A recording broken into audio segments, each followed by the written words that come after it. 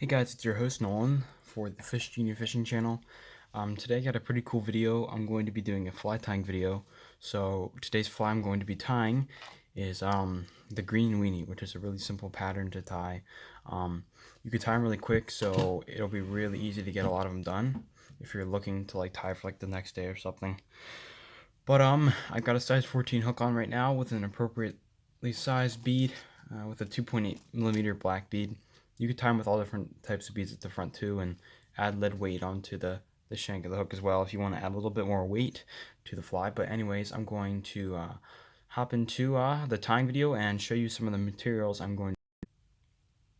Alrighty, first off, you're going to need some thread. So my choice for today is, if I can find it, I think I have some black thread. Yep, here we are. I've got some black thread. I would tie it with a type of thread that would be like the color of the fly, so maybe like an olive green thread, but it doesn't matter too much. The first thing you're going to do is just, like I said, if you want to put more weight on it, you can put weight on it first, but the first thing you want to do is you want to tie on the thread up at the top of the hook. You can just tie it on just a little bit, and then what you want to do is just cut that tag end off because you're not going to need that anymore.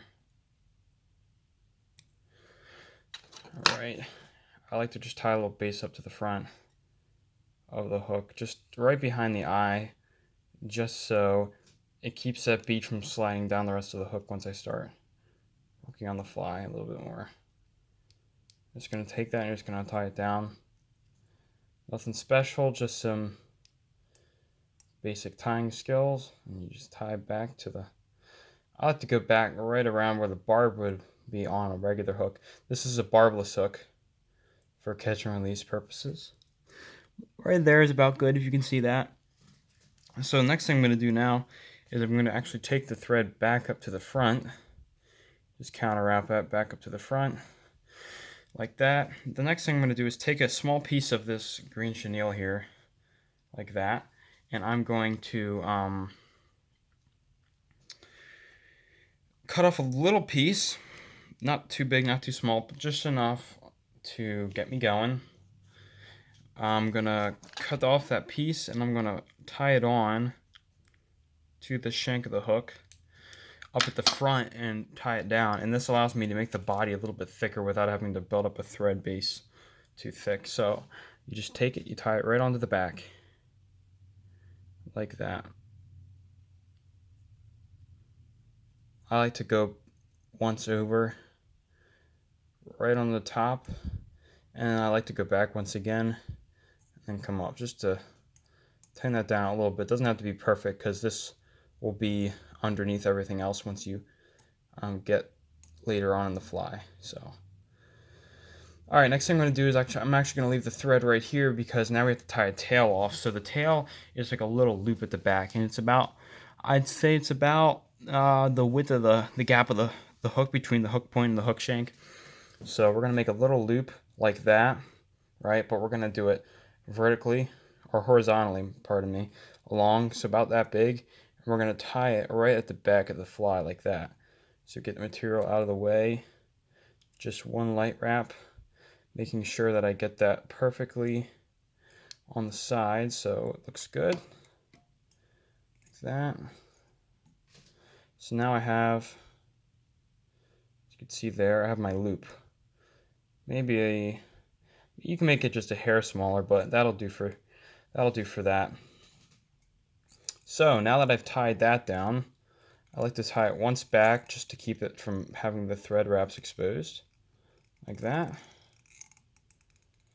Now you're ready to wind it up the shank of the hook. So I have the rotary device. If not, you can just wrap it around like this, or you can just use the rotary. I'm going to use the rotary to wrap. So the one thing I focus on is making sure that all the wraps touch each other from the start, like that. Let's see, build a little bit of a thread base there, pull that down. So I just wrap the green all the way up to the front, Really not much to this fly. This is practically it. I'm actually almost done already. You can use thicker chenilles too if you want to get a little bit more puff type out of your fly. So once you get up to the top, you just want to secure that chenille off with your thread like that. Just secure it off. Make a couple wraps on it like that, and then just snip it off. Now with this one, I'm actually going to do something else. I'm going to put on a hot spot, which is this little orange thing, a little piece of orange thread that you put right at the front of the fly to get a little bit of kind of like a little bit more color. I'm not exactly sure the whole entire purpose, but to give a little bit more color, possibly like an egg or something that it's been eating. So first I'm going to whip finish this, which is really easy. Maybe I'll do a video on how to do that sometime, but I'm just going to get the whip finish tool here. I'm going to grab that thread. Here we go. Just going to finish that one off pretty quick. 4 wraps should be good.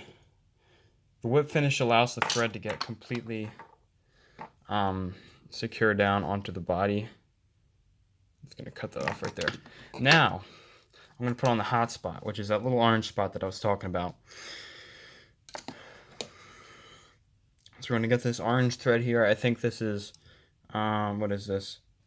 Fluo Fire Orange. This is 3/0, so this is a little thick, but I don't want to make a ton of wraps, so this will actually be good. I'll just have to tie this down once or twice here. Once behind it. Alright, so now I'm going to cut that little piece off right there. Now, all I'm going to have to do here is just make a couple more wraps, probably take it back just a hair. Like that. Now this 3, it helps build it up quick, so if you use a thicker thread, keep that in mind that you get to build up the body quicker. I'm just going to build up that little orange thread base you can see there. There's a little bit of an orange spot right at the top. And I've caught fish on this before, not a ton of trout, but just fish in general, bluegills and stuff at ponds. After that, you just get your whip finish tool, and that's going to be it for the rest. If you guys like the fly tying videos, then let me know, and I'll make a couple more. I know how to tie a bunch of stuff, so I'm no expert, but I sure do know how to do it. So if you guys are interested in having me tie more flies for videos, let me know. Anyways, that's going to do it, guys. You can put a little bit of head cement on here or nail polish hardener, whatever you prefer. But that's basically the green weenie. It's a really simple pattern to tie. As you can see, it took me not that long to tie. Hope you guys enjoyed the video. If you did, of course, leave a comment, and subscribe. Let me know if you want me to tie any other flies, maybe some nymphs. I can tie some streamers. I'm not good at dry flies yet. I'm not good at the hackle on the wing, but I'm good with topwater terrestrials like crickets, beetles, all that types of stuff. So you guys want to see some nymphs or some larvae or some streamers, let me know, and I'll see what I can do. But simple pattern. You can put some head cement right at the front. It's got the little tail on the back. Really simple. Really no materials needed at all.